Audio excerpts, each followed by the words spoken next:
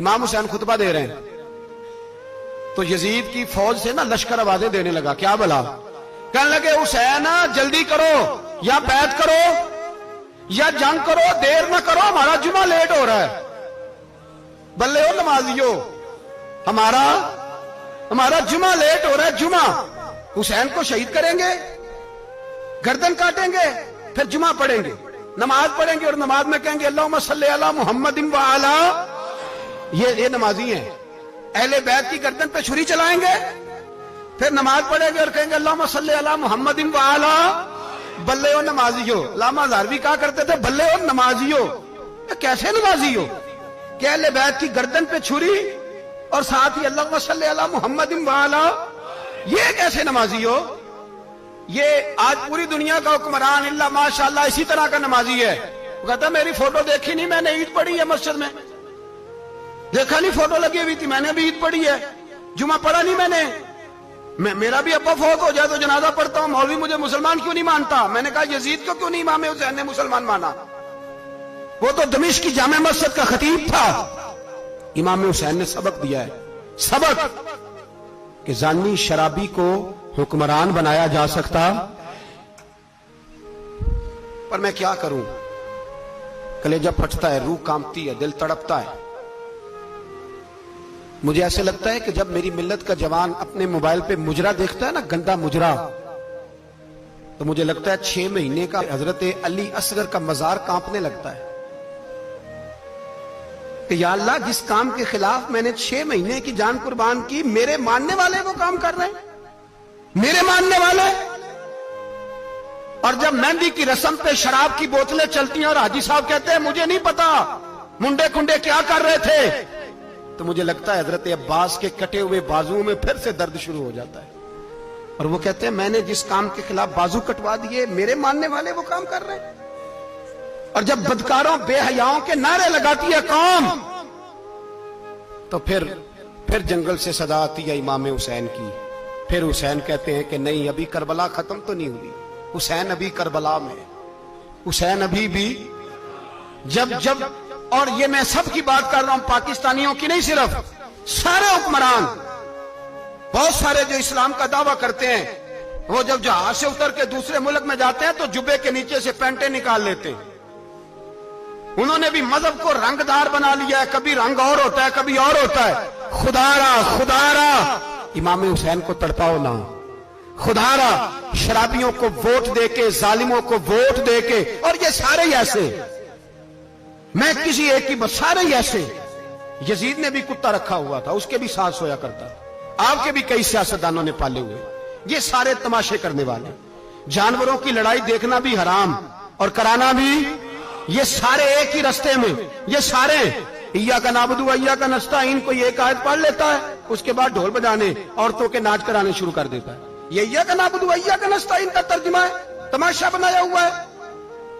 اور وہ جن کا بڑا دعویٰ ہے کہ ہم نے بڑی مسجدیں بنائی ہیں، اتنی رسوائی کے بعد بھی انہیں شرم نہیں آئی کہ کتنے رسوا ہو گئے. ابھی خیال کریں، ہمارے ملک میں تو ایسے ٹاؤن بنے ہوئے ہیں جنہوں نے سب سے بڑی مسجد بھی لاہور میں بنا دی، اور کچھ دنوں کے بعد انہوں نے کہا جشن بہاراں بھی بناؤ، پتنگ بازی بھی کرو، سارے کام ہی کرو، راضی رہے رحمان بھی، خوش رہے شیطان بھی. معاذ اللہ. امام حسین نے اس سوچ کے خلاف جہاد کیا ہے. فرمایا نا لا الہ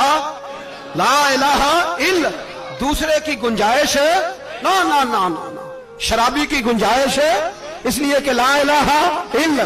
مسجد ہوگی تو پھر کلب نہیں ہوگا. لا الہ الا اللہ.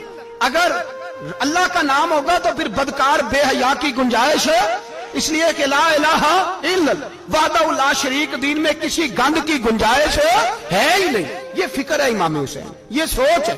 ہمارا حکمران کہتا ہے مولوی صاحب نماز پڑھنے سے کس نے روکا ہے، سارا دن پڑھو.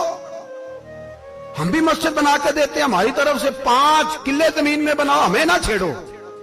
شراب کباب بند نہ کراؤ. آپ دیکھ لیں دبئی کے اندر کیا ہو رہا ہے. شیخ زید اسلامک سینٹر بنا، اتنی بڑی مسجد دیکھنے کو دل کرتا ہے، لیکن چند کلومیٹر پہ کلب بھی بنا ہوا ہے. سارے تماشے. بس امام حسین نے کہا ہے کہ مسجدیں بنے گی، کلب نہیں بنیں گے. یزید کہتا تھا مسجد بھی بناؤ اور شراب خانہ بھی بناؤ. امام حسین نے فرمایا نہ، شراب خانہ نہیں بننے دوں گا. اس نے کہا ٹھیک ہے، نماز کے وقت نماز اور صبح یہ. فرمایا نا لا الہ इल्लल्लाह। और किस तरह का इमाम हुसैन ने? आपने फरमाया खुदी का सिर्र नेहा।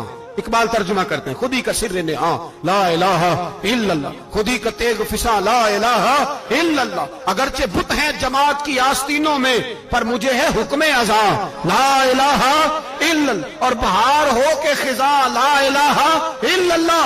और फिर बोल पड़े इकबाल और कहने लगे, अगर ये दौर अपने इब्राहिम की तलाश में है, ये दौर अपने इब्राहिम की तलाश में, क्योंकि सनम कदा है जहां ला इलाहा इल्लल्लाह। और उसका तर्जुमा उन्होंने कहा था ना, ये दौर अपने इब्राहिम की। हमारे शहर के बुजुर्ग थे शेख अब्दुल सबूर बेग मंशूर हजारवी अलैहि रहमा, उन्होंने तर्जुमा किया। वो कहने लगे, उस शाह मशरिकैन की, उस नूर ऐन की। मुझे हज़रत साहब का यह शेर बड़ा ही पसंद है, बड़ा ही पसंद है मुझे उनका ये मिसरा, बड़ा ही पसंद है। और मैं उनकी कब्र पे जब उनके इंतकाल के बाद आगे बढ़ा फातिहा के लिए, तो फिर भी मेरे कानों में उनका ये फिक्रा गूंज रहा था। वो कहा करते थे, उस शाह मशरिकैन की, उस नूर ऐन की, मतलूब है जहां को क़यादत हुसैन की। हर सू यजीदियों का जमाने में जोर है, हर सू यजीदियों का। देखो बुजुर्ग क्या कहते हैं, हर सू यजीदियों का। एक यजीद था ना, हर सू यजीदियों का, उस शाह मशरिकैन की, उस नूर ऐन की, मतलूब है जहां को क़यादत हुसैन की। हर सू यजीदियों का जमाने में जोर है, मंशूर आज फिर है जरूरत हुसैन की। मेरे भाई इमाम अब पता क्या किया करें, एक मारूफ नारा है, इमाम हुसैन तो जिंदाबाद है, और इंशाअल्लाह वो पहले भी जिंदाबाद थे, कयामत तक की जिंदाबाद है। हुसैन ही तो जिंदाबाद है। आपको सच्ची बात बताऊं, हुसैन ही तो। और कयामत में जब किसी ने उठना होगा ना, उठना, आप यकीन करें, जब कमर झुकने लगती है, इमाम हुसैन का नाम सामने आ जाए तो सीधी खड़ी हो जाती है। हुसैन तो अलामत है खड़े होने की। और दुनिया में कतील उससा मुनाफिक नहीं कोई, जो जुल्म तो सहता है बगावत नहीं करता।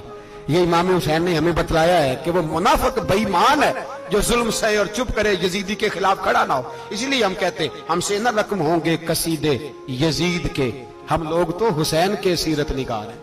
ये कैसे जिंदाबाद, ये नारा जरूरी है, मुर्दाबाद। इस नारे की जरूरत है, इस नारे की। हुसैन तो जिंदाबाद है, लेकिन हुसैनियत जिंदाबाद। और मुर्दाबाद क्या है? इसलिए कि यजीदियत भी मरी नहीं।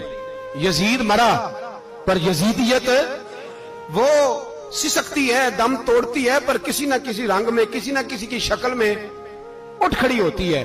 इसीलिए इकबाल ने कहा, सतीजा कार रहा है अजल सिता अमरोज, चराग मुस्तफवी से शरार बूलहा भी। उसने कहा हर जगह कहीं ना कहीं हुजूर अलैहिस्सलाम की रोशनी से कोई ना कोई लड़ने की। खड़े करो अपने आप को। क्यों जालिमों की मदद करते हो? क्यों बेईमानों के सपोर्टर बनते हो? क्यों उन लोगों के नारे लगाते हो जो यजीदी हैं? हुसैनी बनो, हुसैनी बन के जिंदा रहो। कोई खा नहीं जाएगा, कोई खा नहीं जाएगा। यजीद मर जाया करते हैं, और हुसैनियत आज भी जिंदा है और कयामत तक जिंदा रहेगी। जो शराबी है, जानी है, बदकार है, अगर तो आपकी तबलीग पे बाज आ जाए तो ठीक, वरना आपका उसके साथ दोस्ताना रखना भी हराम है।